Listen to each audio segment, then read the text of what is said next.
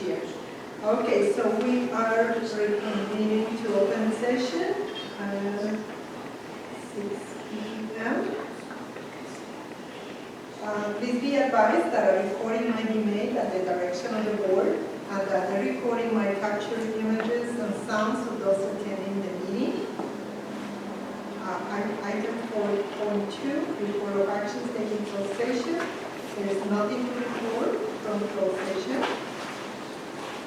Item 4.3, attendance roll call. President Lopez Jones here. Clerk Robert Allen. Here.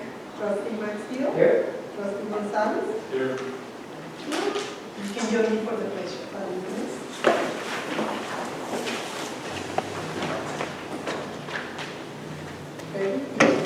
I pledge allegiance to the flag of the United States of America and to the republic for which it stands, one nation, under God, indivisible, with liberty and justice for all.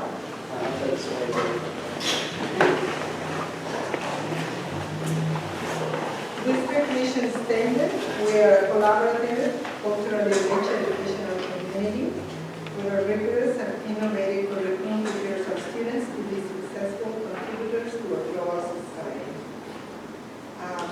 Public comment from the floor on non-agenda items. The portion of the agenda allows an individual. Sorry. Nothing. Okay. Flag. Right, but I guess we are required to do protocol. What was that? Allows an individual opportunity to address the board on any item regarding any business that is not on the agenda without taking action or entering into a dialogue with the public. Board members may briefly respond to statements made or ask clarifying questions about topics posed by the public. The matter might be referred to administration. Individual speakers are limited to 3 minutes each. Item 6, information and discussion. 6.1, board policies and administrative regulations. First reading. Superintendent? So the following board policies and administrative regulations are presented for a first reading in order to reflect new and current laws, regulations, and district practices. So the 4 topics are Board Policy 3110 regarding transfer of funds, Board Policy and Admin Regulation 3550 regarding food service and child nutrition programs, Board Policy and Admin Reg 3551 also regarding food service operations and cafeteria fund, and then Board Policy and Admin Regulations 3553 regarding free and reduced price meals. Are there any questions from the board regarding this? So they're all just updates. They're just updates related to legal changes, and then we'll bring it to the board in September for us to adopt on the changes. Okay. Thank you. 7 reports. 7.1, Director of Educational Services and Human Resources, Mr. DeFrancesco. All right, good evening. A number of things to report on tonight. Our summer program, you'll have a full presentation from our principals at our next board meeting. I just wanted to share that it was a great program. It's probably our most successful summer program ever. Felt well organized, well staffed, well attended. Another very large summer school program for second year program for over 300 students. So yeah, excited about that work, about getting better at it. I do think we have to give some long-term thinking as to how we manage the annual lift. We're going to do these really large summer programs. How do we manage that? This year it was months and months. It was really pending since January. A tremendous amount of hiring, more hiring almost than we do during the school year. It's its own master schedule. So how do we do that every year? Be efficient about it. Because I think these very large extended summer schools are good for kids. And we have to figure out how to do that challenge. Also share some celebration of summer learning. We had a really large group this year go to AVID, the AVID Summer AVID Conference, which is something we typically do in the summer. This year it was in San Francisco. We had a large group, so that's exciting, our commitment to AVID. We had staff come in from the junior senior high school from our math department to do some summer learning. Some teachers from the elementary school do some summer learning with the support of NCOE. So celebrate our math teachers for their commitment to some months. We had Joey May, a special education teacher. He trained in CPI, which is crisis prevention training. He will now be our trainer of other staff who need certification or training in the CPI. So celebrate Joey. That was a multi-day training that he attended in Oakland. Then we had 2 teachers participate in the Lead to Literacy visit to a school district in the Monterey area. Lead to Literacy is a new grant that we're participating in with the county to increase literacy of our special education students. So we had two of our teachers join other teachers from the county on this trip to Monterey to learn some best practices related to special education students and literacy. And then we had a new staff orientation, which was a great chance to meet our new staff and also teach them about the way we do business in Calsville. Some update on professional development. We started our professional development today. It was a great day. It was great. It's great to have staff back. We've been working this summer, but to have our staff and their energy back today, their excitement, their passion. It was a great day. We did some team building. Some of our classified staff presented on a number of topics, which was exciting to have our own staff, especially our classified staff, be the experts in the room to cover some important things. Did some COVID training, staff meeting time. Tomorrow we'll do some training on special education, safety, student performance data, and the SEL curriculum at our junior senior high school, and the new science curriculum at the elementary school. And then in September and October, in response to teacher feedback, and certainly the right thing to do is we'll focus our 2 other PD days this year on instruction, on academic instruction, specifically related to literacy and supporting struggling students. We have the preliminary CASP and LPAC scores were just released. We've been kind of waiting and waiting. These tests we take in the spring, and we have to wait. We finally have the results, preliminary results. Staff will discuss that data tomorrow, and then we'll start to get that data into all our systems, into data zone and areas in our data system, so you can look at them and be able to act on them. This will be the first year we release those scores in Aries to parents versus thousands of paper mailers. And then we'll present that information to the board. We'll determine when we can do that, along with maybe map data and dashboard. And then lastly, COVID update. Shared some information with the staff that we know COVID is here to stay. The outcomes right now are less severe. We're seeing less severe symptoms, less fatalities across the state, but it's still here. It's still pervasive. The rules around it for us, our CDPH rules, our CalOSHA rules have not changed, even though it's maybe less severe. So we'll continue to have all our systems in place that we've built over the last 2 years on how we follow all the guidelines to, 1, keep students and staff safe, but also to comply with the numerous requirements around compliance. And I think the biggest change in our system will be that the state is no longer supporting pool testing and PCR, so we're no longer having central nurses. We have, on the consent agenda tonight, in personnel register, we have a school health technician, which is very exciting to be able to hire our own school health technician. We'll help run our own in-house response, antigen response testing program versus having the state go to the team. We'll continue to monitor kind of local conditions, I think, this year around COVID, along with the county office, or the county health department, to understand when we need to push forward with more mitigation strategies and when we can pull back. But have flexible thinking that conditions are going to change. So that's my report. Exciting day today. Kind of tiring day today, but exciting day today. It's just I don't know how many times I've done this. When your staff comes back, it's fantastic. And tomorrow will be a great day, and then we'll get ready for Thursday, which will be an amazing day. Our first kids. I have a question about the COVID. Are we still going to be doing the weekly testing of all the kids? No, so the state is no longer supporting that program. Mm-hmm. That was a CDE supported and funded program.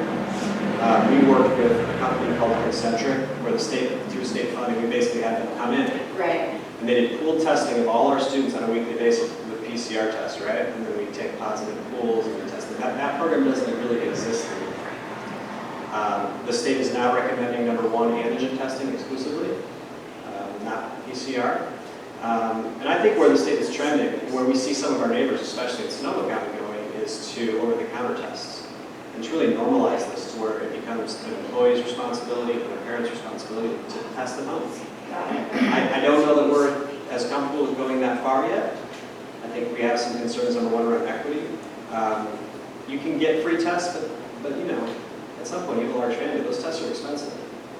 Also, I think if we see high numbers at some point, numerous positive cases, we're going to want to make sure that we can control the response testing. We feel really good about the fact that we know how much COVID's in our schools. So I think that's ambitious for the state. So let's just let's move all the way to at-home tests. I don't know that we're there yet, and so we'll have a mix this year of sending tests home, but then also having an in-house testing program to respond to cases. So we're going to be testing kind of as needed, not like every day we're going to be. Correct. Okay, got it. Yeah, so if you have a positive student in a class, that class is exposed, they're going to be tested 3 to 5 days later. Got it. Thank you. So with regard to the test, are we buying those, or is the state providing it for school districts? They're providing it. Okay. We have to go through a process to get them. Right. The state, through county offices, are sending us at-home tests to send home, especially before students return from long breaks. So at-home tests, but then there's this other program where we can get provided antigen tests that we can administer at no cost to us. Yeah, I don't think the community is really using the option of signing up for the test to be sent to their homes. That's probably something that we kind of advertise more so that they are aware that that's the possibility they can do the test to their home. I agree. So, okay. Thank you. Okay, any more questions? Okay. Moving on, 7.2, Director of Business Services for the 45-day budget adoption update. So, Ms. Hester is out this evening, so I'm speaking on her behalf. And so for the 45-day state budget update, we have 3 significant funding sources that are new to the 22-23 budget as a result of the state budget adoption in late June. The first being the Extended Learning Opportunities Program will continue in 22-23. That revenue is $909,365, which is additional funds.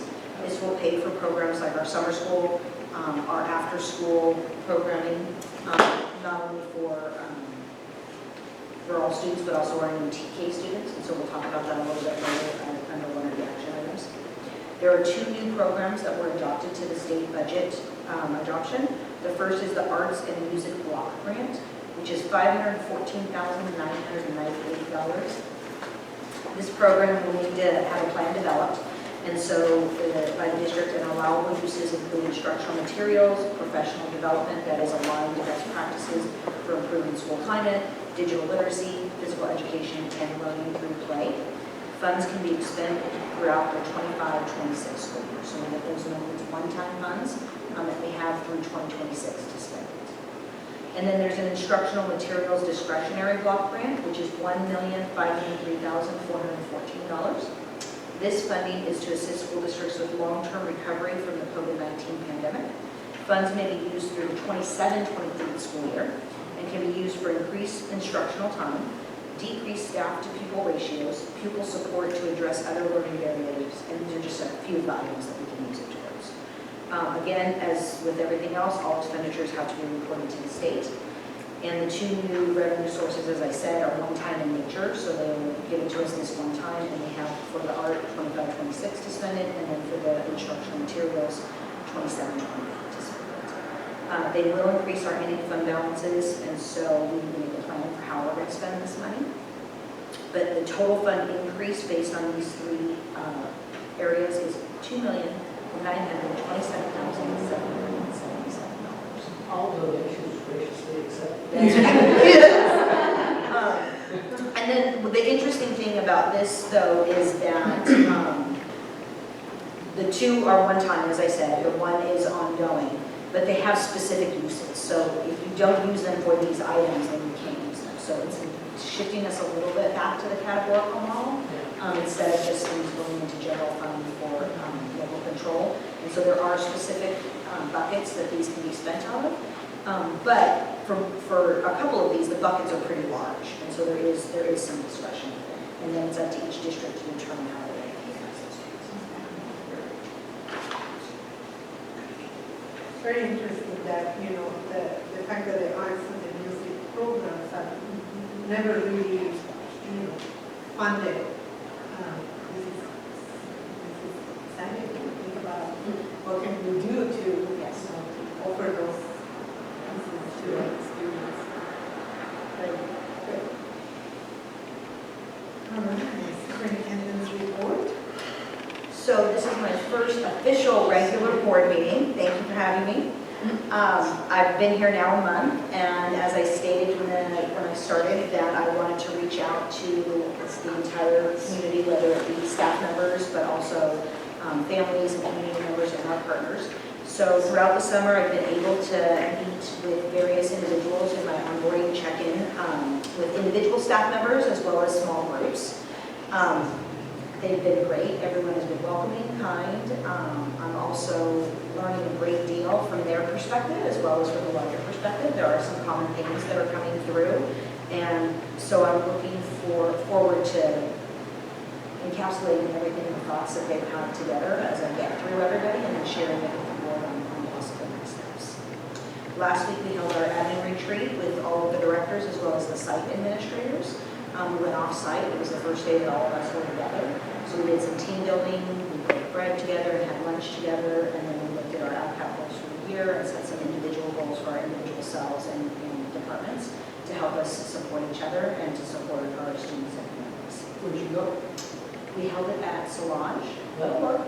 and they gave us a really good discount. Because we want to Yeah, build those relationships. Yes. So I was very grateful. Last Friday was the band camp celebration, so I came and experienced it and took some photos and videos, which will be posted to our Facebook account. It was a beautiful event. The students and Nina did a wonderful job. I was excited to see the families out. It was like a mini concert in the park right out here. They transitioned from first-year musicians to second-year musicians to junior high and to high school. Not all band members attended, but it was a really nice event to see the kids perform for their families and to see the families listen to them. And then there was a hot dog dinner for everyone. But I just want to publicly thank Nina. She did a wonderful job teaching the kids over 2 weeks at band camp. And then we got some support from Napa Valley Education Foundation, who also sent in another additional teacher that helped support band camp as well. As Michael talked about in terms of COVID, we did receive our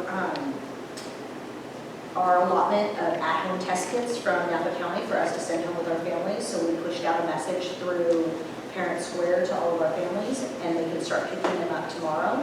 There's 2 test kits for every child. They can pick them up from the elementary school tomorrow or Wednesday during registration for the 7th through 12th grade students. And we expect them to take the test on Wednesday night, Thursday morning, and if they test just like they've done in the past, if they test positive, they report it to us and they stay home. And if they test negative, then they can go to school. And so that'll continue throughout the year. That we'll get our allotment through the county and they'll send it to us so that we can send home. As Michael said, tomorrow is our annual district luncheon from 11 to 12:30. If you're available, we'd love to have you stop by and see the entire staff. And then, of course, Thursday's the first day of school. And so I'm really excited to be here on Thursday. And as Michael described the feeling and the excitement of our staff, the first day with kids is always an amazing experience. And so I'm really looking forward to seeing the excitement from the kids as they come back to school. That's what I have. Thank you. Glad you're here. Thank you. Moving on to the consent agenda. Actions proposed for the consent agenda are being routine in nature and will be enacted by one motion. There will be no separate discussion of these items unless any member of the board, the audience, or staff requests specific items to be removed from the consent agenda for separate action.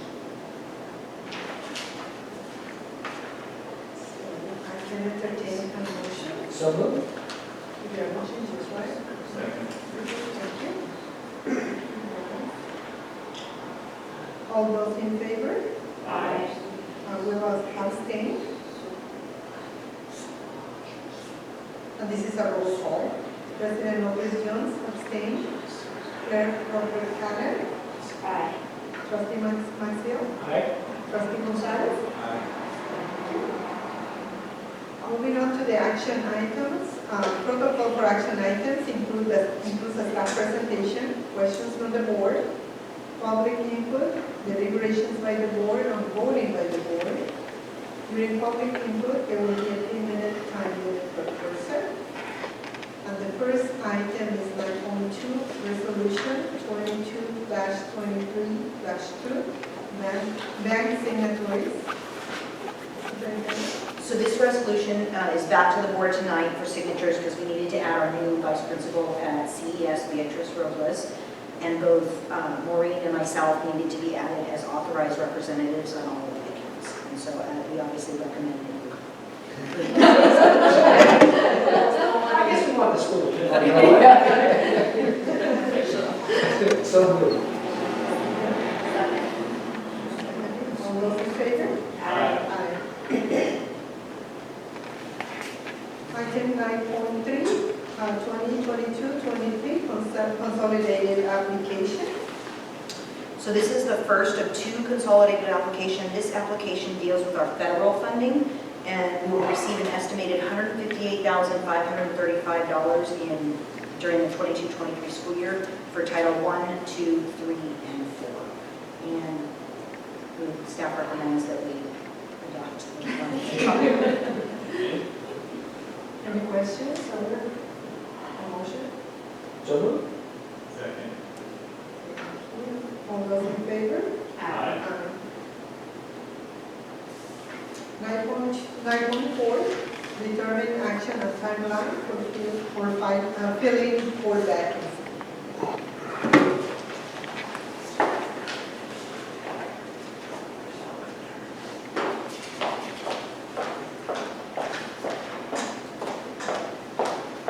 Sorry, folks.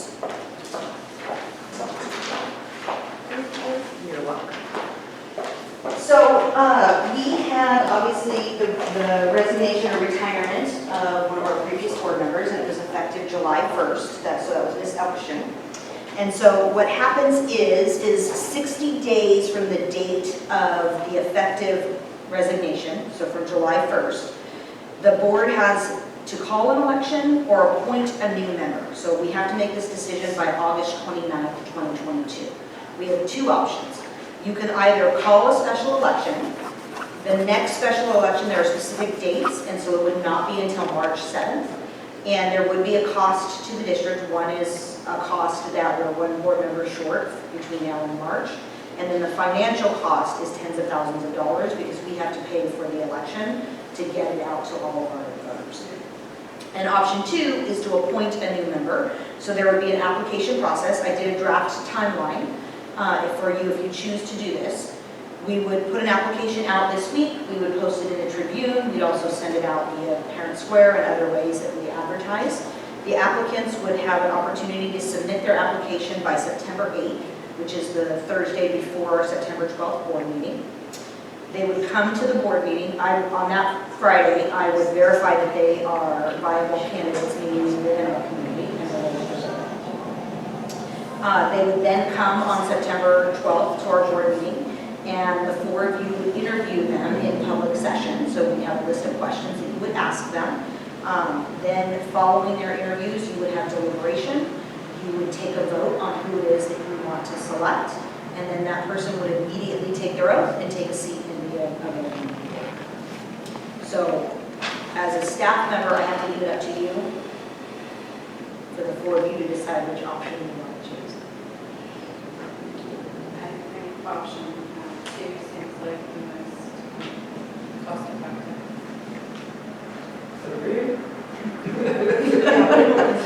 Spend money. And wait until March? You're right, I yeah. didn't know that. Yeah. Maybe we do. Do we get, so they apply on the 8th, are there questions that they answer, and do we have time to review them? Yes, so they have, so I'll post it by the end of the week, by Friday. I'll post it on the website as well as communicate it through our various means. They will submit their application, they have to submit it by September 8th, they can submit it before. And then their application will be on the board agenda. So their private, their home and their phone number will be listed, but their name will be listed, and then the answers to the questions on the application will be listed. And I posted all of those on the board agenda. Okay. And so then the four of you would have an opportunity to review all of that in the board packet like you normally do, so that you have their answers on Monday before you meet in person. None of it happens in closed session, it's all. No, it's all open session. You have to deliberate and talk about the people while they're sitting with them. We went through this process before. Yeah, that's how we Julie, want Julie, to so, yeah, it's a very strict. Okay. So hopefully we get, good candidates. Okay. So we'll do the motion. I move we do option 2, the appointment member. Second. Okay. All those in favor? Aye. Item 9.5, memorandum of understanding with Hearts and Hands Preschool. So this agreement is between the Calistoga Joint Unified School District and Hearts and Hands Preschool. As I spoke about previously in terms of our expanded learning opportunities program, we will be offering 9 hours or extended day for TK through 6th grade. And the issue that we have is the majority of our students qualify for Boys and Girls Club, and they go to Boys and Girls Club, but you have to be 5. And so now we have TK, and TK is filled with 4-year-olds. And so we need to come up with a program where we can support them with after-school care and programming as well. And we're very fortunate that we already have a solid relationship with Hearts and Hands. And so that's what this MOU does, is it outlines that they are willing to provide the after-school programming. We would pay the cost out of our ELOC funds, and we would provide a staff member who will escort the 4-year-olds from our campus all the way over to Hearts and Hands, which I think is 2 blocks. It's across the street. And so, yes, so that's, I'm asking the board to approve this MOU so that we can get started on Thursday with any families that are ready and willing to send their children to the after-school program. You mentioned that there were 9 children. There's currently 9 enrolled, so it's not very many. It may end up being 13, it may, and so, but not all 9 are going to want to have after-school care, but they have the space if they do all want it. Right. So nobody will be turned away. Okay, so, entertain a motion. So moved. Second. All those in favor? Aye. That's what we do. Yeah. 9.6, agreement with Solano County Office of Education for the Labor Law Consortium Roundtable.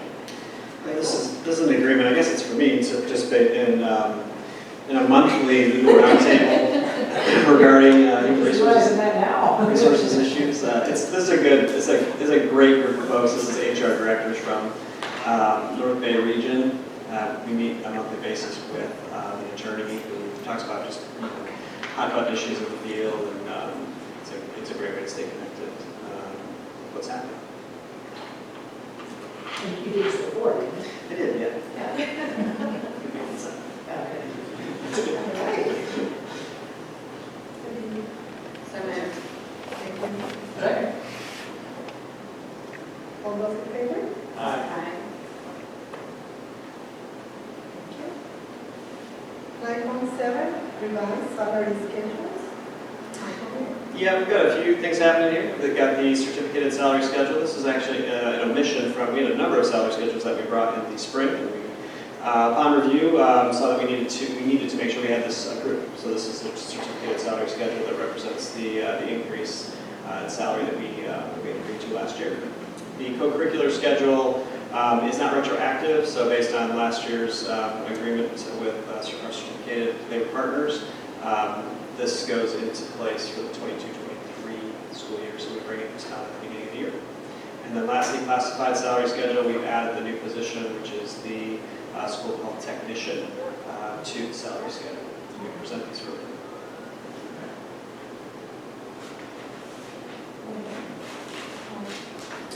I move that we approve the salary schedule for the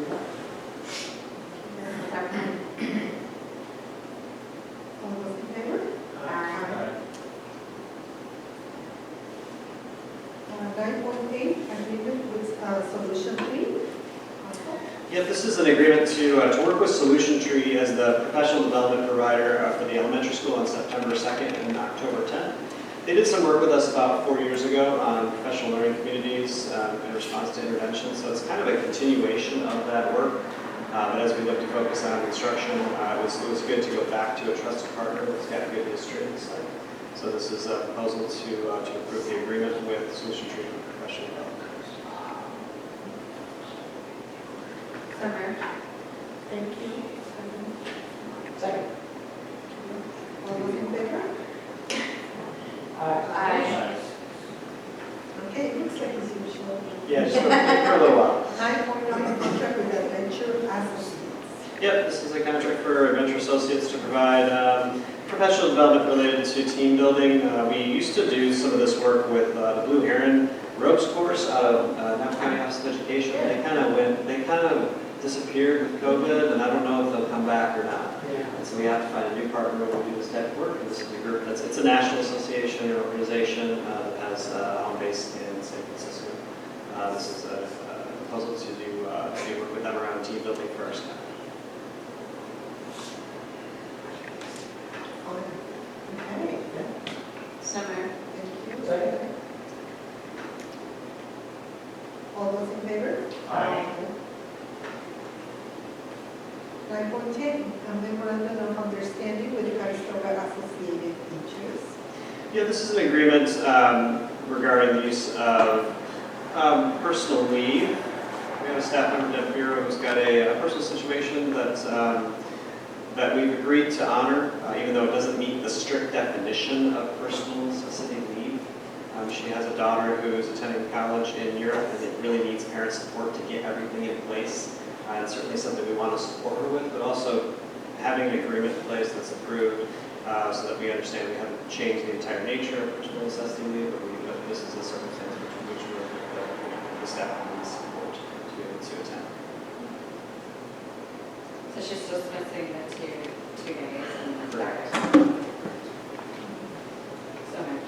Second.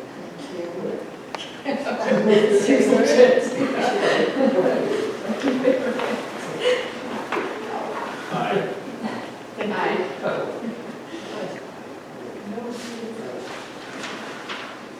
Okay, 9.11, agreement with Ellis Flooring. Chris? This was part of our summer projects. The flooring we put in the blacktops is now the ACES room, as well as some space for Tyrone for his art class. So the special ed teacher ended up going 25 races was we had to replace the carpet. So that agreement is for the carpet in both of the rooms to be replaced. We're going to get carpet tiles and try it. Instead of normal carpet rolls, we're trying to tile so that if there is a saying, we just remove the tile and replace the carpet. So we'll see how it goes. We haven't done that before. We haven't used them before, no, because my carpet guy always said, oh, so, yeah, so he didn't want to lose business. Yeah. Thank you, Chris. Any questions, comments? No? Okay, motion, please. So, Second. Thank you. All those in favor? Aye. Okay, we continue with 9.12, agreement with Holden, I don't know how to pronounce that. Bouchette? I'm not sure, Okay, but, thank you, Chris. they, that was kind of a,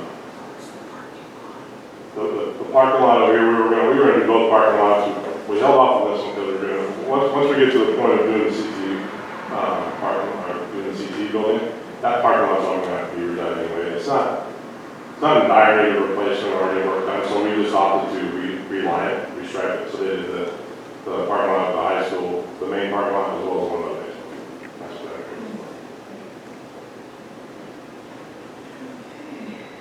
is. So moved. Thank you, Willie. Second. All those in favor? Aye.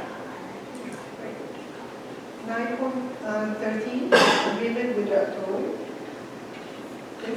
Yes, this one, so Sonoma County Office of Education threw us for a bit of a loop with our adult transition program.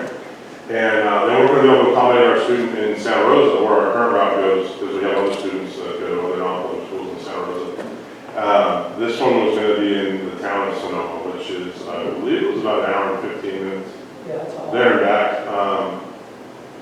Based on the timing for the other classes, we weren't going to be able to use that one route, and we weren't going to find a driver in time. So we rushed, we got this contract together with Adroit, we found a driver, we were all ready to go, we had all the student information, and now the parents are not going to be in our district anymore, we don't need a transport. However, given that we found a company, like, a while back, a couple years ago, I said 19, we used a company called Zoom. And this is similar to that company, where we can call them up when our drivers need vacations, as opposed to having our maintenance guys, or somebody else driving to cover them sometimes when we get time. It's worth it to just have a company that can do it. And they mostly specialize in specialized transportation. So, I figured we just might as well bring a contract anyway because we may need it and it's going to be a pinch. So. As needed basis. Yeah, exactly. It's no obligation. I'd asked her because I had said, look, we need you indefinitely because we don't know what we're going to do. And then they said there was no cancellation fee or anything. So it's basically just a driver on retainer.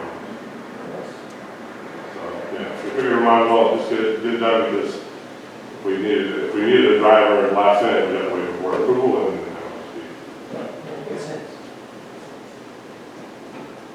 Okay. I make a motion to approve, Second. All those in favor? Aye. Closing items, we have our board meeting calendar. Our next meeting is September 12th. And then from there, October 3rd, October 7th, and December 12th. We are starting at 6 p.m. with open session, but we'll meet at 5 for closed session. Then we have our tentative future agenda items, our summer program report, unaudited actuals, and the student representative induction. There's no need to reconvene to closed session. And I make a motion to adjourn. thank you. Yeah. All those in favor? Aye.